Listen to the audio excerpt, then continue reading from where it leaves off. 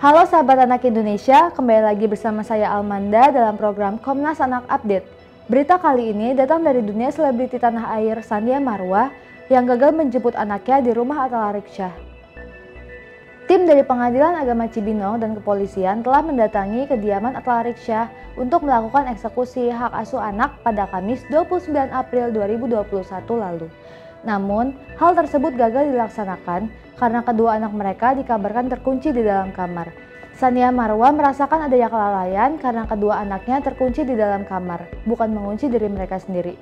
Nah, bagaimana tanggapan Aris Merdeka Sirait selaku Ketua Umum Komnas Perlindungan Anak Indonesia? Untuk Bapak Atta Laryksya, demi kepentingan terbaik anak, penuhilah putusan pengadilan Cibinong untuk segera mendidik anak secara bersama-sama. Sekalipun keputusan pengadilan negeri Cibinong memberikan hak asuh kepada Ibu Sania Marwa, Komnas Perlindungan Anak berharap bahwa atas keputusan itu duduk bersama demi kepentingan terbaik anak. Belum tentu anak dalam pengasuhan Bapak Atta Laryksya itu bahagia, baik-baik saja. Karena apa? Karena anak idealnya dididik, diasuh oleh kedua orang tua dalam keadaan baik, sekalipun ada putusan pengadilan.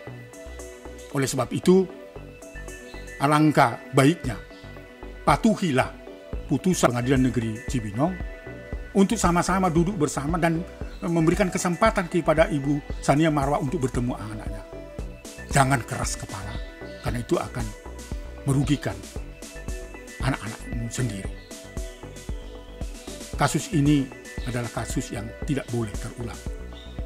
Karena apa? Ada peristiwa-peristiwa lain di mana anak dipisahkan dari salah satu orang tuanya. Berbulan-bulan, bahkan bertahun-tahun. Tidak punya akses untuk bertemu dengan anak. Sekali bertemu dalam kondisi tidak baik. Pengalaman Ibu Karen Puru tidak dan jangan terulang kembali. Pengalaman Ibu Erlita Dewi juga jangan terulang kembali, di mana sekali dia bertemu anaknya yang paling kecil dalam keadaan meninggal dunia. Inilah pesan moral Komnas Perlindungan Anak kepada Bapak Atta Laryksya. Mari duduk bersama, Komnas siap untuk membantu, siap untuk memberikan pembelaan, siap untuk mencari solusi yang terbaik demi kepentingan terbaik anak. Selanjutnya informasi dari Bantul, Daerah Istimewa Yogyakarta. Seorang bocah laki-laki dilaporkan tewas seusai mengkonsumsi sate yang dibawa oleh ayahnya. Diketahui ayah bocah tersebut, Bandi, merupakan pengemudi ojek online dan sempat mendapat pesanan tanpa aplikasi dari seorang wanita tidak dikenal. Saat Bandi mengantarkan ke alamat yang dituju, pemilik tidak mengenal pengirim paket. Lantaran tidak merasa memesan, pemilik rumah kemudian meminta Bandi untuk membawa paket tersebut agar bisa dibawa ke rumah untuk Bandi berbuka puasa. Setibanya di rumah, kemudian Bandi memakan sate tersebut bersama kedua anak dan istrinya. Setelah memakan sate tersebut, salah satu anaknya yang berinisial NFP dan istri Bandi mengalami muntah dan tidak sadarkan diri. Lalu mereka dibawa ke rumah sakit dan anaknya dinyatakan meninggal dunia. Berikut pernyataan Aris Merdeka Sirait terhadap kasus tersebut. Atas meninggalnya seorang anak akibat dari menyantap sate kiriman dari salah seorang berinisial A yang mengandung racun. Atas nama Komnas Perlindungan Anak ikut prihatin terhadap itu.